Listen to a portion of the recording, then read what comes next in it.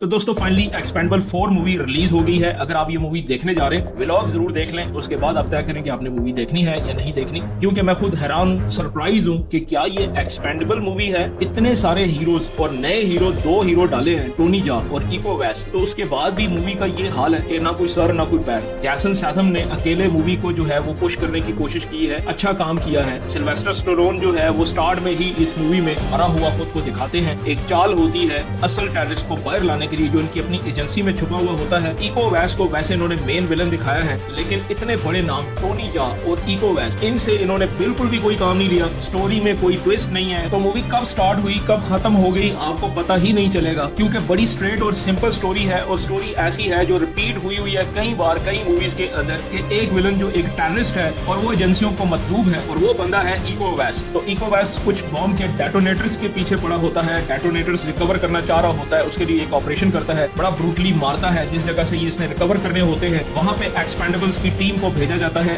इस विलन को पकड़ने और काबू करने के लिए, खत्म करने के लिए। लेकिन इको वैस जो है इनको सरप्राइज करता है और भाग जाता है, इनके हाथ नहीं आता। और जैसन स्टैथम जो कि विलन के पीछे होता है, वो सिल्वेस्टर स्टैलोन को बचाने के लिए इसका पीछा करना छोड़ देता है, यानी बार्नी के पीछे लग जाता है, उसके जहाज के पीछे जाता है ताकि मैं उसको बचा सकूं। तो विलन भाग जाता है, तो इसी जुर्म की वजह से जैसन स्टैथम को टीम से अलग कर दिया जाता है और फिर इस टीम को लीड करती है लड़की। यानी हैरान कुन बात है, इतने बड़े बड़े हीरो हैं मूवी के अंदर, किसी को भी लीड पे रख सकते थे, तो एक लड़की को बार्नी की जगह लीड करवाते हैं। और जैसन स्टैथम विलन को टारगेट करने के लिए अकेले निकलता है और अपनी एजेंसी की टीम को फॉलो करते हुए टोनी जा को थाईलैंड से लेते हुए एक जहाज के पीछे आते हैं जहाँ पे इको वैस और इसने डेटोनेटर्स जो जहाज पे लगाए होते हैं एक बॉम्ब की शक्ल में, और शिप ये रशिया की हदूद में लेके जा रहा होता है। और प्लान ये होता है कि शिप को वहाँ पे ब्लास्ट करना है और वहाँ से वर्ल्ड वॉर लग जाएगी, यानी कि रशिया जो है अपनी टेरिटरी की इसको खिलाफ वर्जी मानेगा और एक वॉर जो है स्टार्ट हो जाएगी। और इस सारे प्लान के पीछे इनकी एजेंसी का अपना बंदा होता है एंडी गार्सिया, जो कि इस मूवी में मार्च का किरदार अदा किया है। तो ये मेन होते हैं पीछे,